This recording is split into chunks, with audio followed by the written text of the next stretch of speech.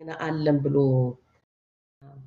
ነጽምዶን የኛ መመሪያ ነው ብሎ የተነሱ በፋኖ ውስጥ የተሰገሰጉ ለስሙ በፋኖ አመራርነት ስም የተቀመጡ አሁንም ይሄንን ትግል የዚሁ የህዋት ቡድን መነገጃ የግንቦት ሰባት ርዝራዦች መጫወቻ ያደረጉ ቡድኖች አሁንም ከዚህ ከህዋት ውጪ ወደ ውጪ የሚሉ አሉ።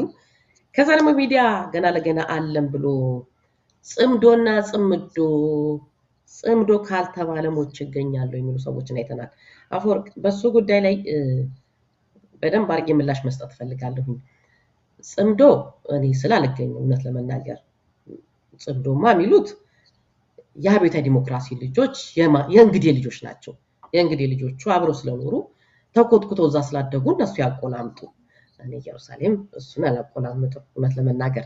ከመጀመሪያው ልጀምርና በመጀመሪያ ስለ እውነት ለኢትዮጵያ ህዝብ በተለይ ደግሞ ለኢትዮ 360 አድማጭና ተመልካች አክብሮትን ለሚያቅ እናትን ለሚያክብር ሴትን ለሚያክብር እህቱን ለሚያክብር ለወለዳት ሴት ልጅ ክብር ላለው በሙሉ ምስጋናዬን ማድረስ እፈልጋለሁ። ይሄን የምልበት ምክንያት ምንድነው? ትላንትና አንድ ግለሰብ ወጥቶ የሆኑ ነገሮች ሲተፋ መዋሉን እንደው የተቆራረጠ ነገር ነው ተልኮ ያየሁት እና ከትላንት ወዲያ ምናምን ሊሆን ይችላል። በጣም የገረመኝ ነገር ያንን ካዩ በኋላ እኔ ስልኬ ማቆም ያላገኘው በቃ ያልደወለ ሰው ቴክስት ያላረገልኝ ሰው በቃ ስለ እውነት አብረነን ያላለኝ ሰው የለምና እውነት በዚህ አጋጣሚ ምስጋናዬን ማድረስ እፈልጋለሁ። እግዚአብሔር ያክብርልኝ፣ እግዚአብሔር ይስጥልኝ። ስለ እውነት ይሄ ማለት ለኔ ብቻ አይደለም። ይሄ የሚያሳየው ይሄ ሁሉ ሰው የደወለው ይሄ ሁሉ ሰው ቴክስት ያደረገው በማህበራዊ ድረገጻችሁም ላይ ስለ እውነት አክብራችሁ የጻፋችሁ ኢየሩሳሌም ደግፋችሁ ላይሆን ይችላል፣ ኢየሩሳሌምን አክብራችሁ ላይሆን ይችላል። ግን ስለወለደቻችሁ እናታችሁ ስትሉ አብራችሁ ስለሆነች እህታችሁ ስትሉ አብራችሁ ስላለችው ሚስቶች ወይንም አብራችሁ ስላሉት ሚስቶቻችሁ ስትሉ ስለወለዳችኋት ሴት ልጅ ስትሉ ያንን ስለ ሴትነት ተቆርቆራችኋል። እውነት ለመናገር እኔ ስለ እውነት እግዚአብሔር ያክብርልኝ፣ እግዚአብሔር ይስጥልኝ። ስለ ሁሉም ነገር ውለታችሁን እግዚአብሔር ነው ከፋይና እግዚአብሔር ውለታችሁን ይክፈላልው። በእውነት ይሄ ትልቅ ነገር ነው። አንድ ሰው ማንነቱን አፉን ሲከፍት ነው የሚታወቀው። አንዴ ከተፋው በኋላ መልሶ አይወጣውም። ትላንት የሚባሉ ነገሮች አሉ። ትላንት የሚባሉ ነገሮች ስላሉ ለትላንት ተናቸው ዝም ያልናቸው በጣም ብዙ ነገሮች አሉ። ሰሞኑን ሲዘዋወሩ ያዩዋቸው እጅግ የሚያሳዝኑ ነገሮች ነበሩ። ስለ እውነት ዝምታን የመረጥኩት ትላንት የሚባል አለ። ነገ የሚባል ደግሞ ትልቅ ቀን አለ። ሰው በምን እንደሚገናኝ ሰው በምን እንደሚለያይ አይታወቅም። ምክንያቱም የኢትዮጵያዊነት ጨዋነታችን ስላለ እኛውን ሀገራችን ያለችበትን ሁኔታ እያየን ነው። እኛ እንኳን በመረጃችን አሁን ያቀረብናቸውን እንኳን አካባቢዎች እንኳን ስንጠቅስ እውነት የኛ ኢጎ ከኛ ሀገራችን ካለችበት ወገኖቻችን ካሉበት ሰቆቃ አይብስም። ስለ እውነት የአማራ ህዝብ ካለበት ሰቆቃ አይብስም። የኢየሩሳሌም እግር አያነከሱ መሄድ የኢትዮጵያ ህዝብ ካለበት ሰቆቃ አይብስም። አዎ እግሬን አነክሳለሁ። እግሬን እያነከስኩ ነው የምሰራው። አዎ ጉልበቴን አርትራይተስ ታምሜያለሁ። አርትራይተስ ደግሞ የኔ ብቻ አይደለም። እውነት ለመናገር በአሜሪካ ምድር ወይም ደግሞ በስደት በአብዛኛው ሀገራት ማለት ይቻላል በጣም ረጅም ሰዓት ነው ተቆሞ የሚሰራው። በጣም ከባድ ስራ ነው የሚሰራው። ከዚህ በፊት ተናግሬያለሁኝ። አሮጊቶችን እንከባከባለሁኝ። ሲኤንኤ ማለት ነርሲንግ አሲስታንት ሆም ኬር ሰርቪስ መስጠት ነው። እነሱን ስንከባከብ እነሱን ማንሳት፣ ማስተኛት፣ ማገላበጥ አለና የዛሬ 4 ዓመት ወይ 5 ዓመት አካባቢ ነው አንድ አዛውንትን እንከባከብ ነበር። እኔ 96 ዓመት አዛውንት ናቸው። ከዌልቸሩ ላይ ከተቀመጠበት ዌልቸር ላይ ወገቡን ይዤ ወደ አልጋው አስቀምጣለሁ ስል ያልጋው ጠርዝ ሁለቱንም ጉልበቴን ይመታኛልና ያው ታውቁታላችሁ። ልክ ሲመታ የሆነ ነገር ሲመታችሁ ይነዝራችሁና ይቷል መታ ብዬ በቃ ተውኩት። እንደ ቀልድ ነው የተውኩትና ከጊዜ በኋላ ግን ህመሙ እየመጣ ሲል እግሬን ራሱ በቃ ኖርማል እራመዳለሁ፣ ግን ልክ ተቀምጬ ስነሳ ግን ይሄ የጉልበት ያጥንት ተሰንጥቋልና ከዛ በኋላ በምርመራ ነው ያወቅኩት ቴሬንድ ወር የሚላል ይሄ አርትራይተስ ቦርደር ላይ የሆነ አንዳንድ ጊዜ ጉልበታችሁ ሲሰንጠቅ መቅኛችሁ ይፈስና አጥንቱ ነው ከአጥንቱ ጋር እንትን የሚለው።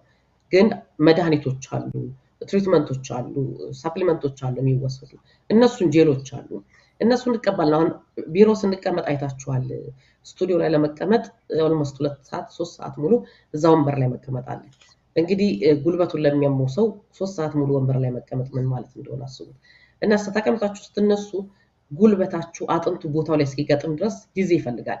ያንን ህመም ለማስታወስ ነው ለማስታገስ ወንበሮችን እየተደገፍኩ እየሄድኩ ነው። በኋላ ላይ ግን ይስተካከላል። እግዚአብሔር ይመስገን አሁንም አሮጊቶቼን እንከባከባለሁ። ኦቨሬን ሌሊቱን በሙሉ ይኸው ልዩ ጸጋ ያለች አብረን ሌሊቱን አንዳንድ ጊዜ አፈወርቅ ያበረታታናል፣ አይዟችሁ ይላል። ሌሎች ጓደኞቻችን አይዟችሁን እያሉን እኔና ልዩ ደግሞ የደረሽ አሁን ቤት ነሽ፣ እኔ ሳውዝ ኢስት ነኝ፣ እኔ ናው ኖርዝ ኢስት ነኝ። እንዲህ እየተባባልን ሌሊቱን በሙሉ ሰርተን የዛሬውን እንኳን ብናሳይ ሌሊት አድረን ጠዋት ነው የገባነው። ጠዋት ገብተን 4 ሰዓት እና 5 ሰዓት ትንሽ እንተኛና ይኸው ኢትዮ 360 ለማቆም እንታገላለን። ለምን? ኢትዮ 360 ስለሚያስፈልግ የህዝብ ድምጽ ስለሆነ ልክ እንደኔ ጉልበታቸው የተጎዳ እጃቸው የተጎዳ ወገባቸው የተጎዳ ኢትዮጵያውያኖች ያቋቋሙት ቤት ነው። እነሱ እንዲህ ሆነው ለፍተው ደክመው ያመጡትን ብር ነው ኢትዮ 360 የተገነባበት የኢትዮጵያኖች ቤት ነው። ይሄንን ቤት ገንዘቡን ወደ ራሱ አካውንት ሰርዞ ነን ፕሮፊት ተቋም ነው ኢትዮ 360 ልብ በሉ። ይሄንን ተቋም ወስዶ ወደ ራሱ አድርጎ አካውንቱን ኢትዮ 360 አካውንት ዘግቶ ብሩን በሙሉ ወደ ራሱ አድርጎ ወደ ኢትዮ 360 ገንዘብ የሚልኩ ሰዎችን በሙሉ 2 አካውንት ሰጥቶ ግማሹን ወደሱ ትንሽ ደግሞ የሮቹ አንዱ ቅንጥብጣቢው አንዱ ወደ ኢትዮ 360 እንዲወርዱ አድርጎ ከተባባሪዎቹ ዘራፊዎች ጋር አብሮ ባልና ሚስት አሉ አብረውት ከነሱ ጋር አድርጎ ያ ሁሉ ከሰራ በኋላ ኢትዮ 360 ቪዲዮውን ለቀና ሳይተናል። ፖሊስ የአናንዴል ፖሊስ ያለበት ማለት ነው መጥቶ አንድ ሰው ይንበር እንዳይዘጋ አንድ ሰው ቃ እንዳይነካ ብሎ መመሪያ ካስተላለፉ በኋላ ቤቱን አፍርሶ ንብረቶቹን ዘርፎ ከሄደ በኋላ አሁን ያያችሁትን ይሄ የስድብ ሚዲያ ሆኖ ከገነባ በኋላ ምንድን ያደረገው በ$500,000 ልዩ ጸጋይን ከሷታል። ቤት አፈረሰች ብሎ ማለት ነው። ገንዘብ አላግባብ ከፈለች ብሎ ማለት ነው። ብሩክን ከሶታል $5,000 ቼክ ጻፈ ብሎ ጎዳና ያዕቆብን ኢትዮ 360 ለማዳን የመጣው ጎዳና ያዕቆብን አላግባብ ብር ተከፍሎታል ብሎ ከሶታል። ከዛ ምንድን የተደረገው ግን አይ ኢትዮ 360 ያፈረሱት እነሱ ናቸው። ማን ነው ይሄን ፕሮፓጋንዳ ሰሪው? አብሮት ያለው በስመ አርቲስት ስም የተቀመጠ አንድ ግለሰብ አለ። እሱ ነው እየዞረ በዚህኛ አጠገብ ያለን ቨርጂኒያ ባሉ ገበያ ሬስቶራንቶች ሁሉ እየዘሩ እነሱ ናቸው ያፈረሱ። ማን ከመሰላችሁ? ይሄን እያደረገ ከነሱ በኋላ ሄደው ለነሱ ደጋፊ ነን ለሚሉ ሌቦችን ለሚያሞግሱ ሌቦችን ለሚያደንጉ ከነሱ አጠገብ ለተሰባሰቡ እድሜያቸው ትልቅ የሆነ ግን አስተሳሰባቸውን ጭጭለሆኑ ግለሰቦች ከነገረ በኋላ ምንድን ያለው? ፍርድ ቤት ከሰውኛል፣ ስለዚህ የፍርድ ቤት ጉዳይ አለብኝ። የፍርድ ቤት ጉዳይ ገጥሞታል። ስለ እውነት ነው የምነግራችሁ። እስካሁን እስከ $50,000 በጣም በትንሹ ነው የምነግራችሁ። እነዚህ ብሮች ተሰባስበው ተሰጥተውታል። ይሄ የምነግራችሁ በጣም ቁጥቋጣን ነው የሌላውን አይደለም።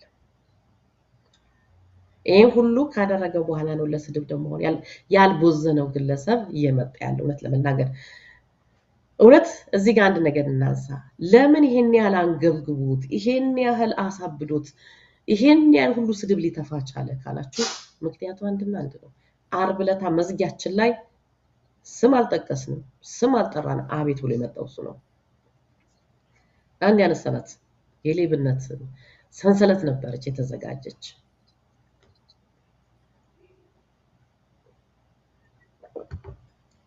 ያቺ ሰንሰለት በቀጥታ ያነጣጠረችው ጎጃም ላይ ነበር።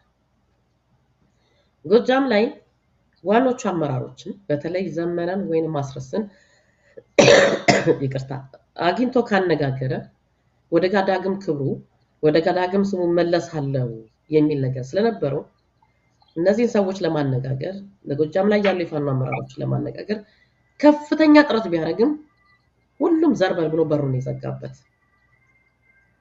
ስለዚህ ቅንድቡ ተላሽቶ የተመለሱ ይሄ ግለሰብ ምንድነው ያደረገው?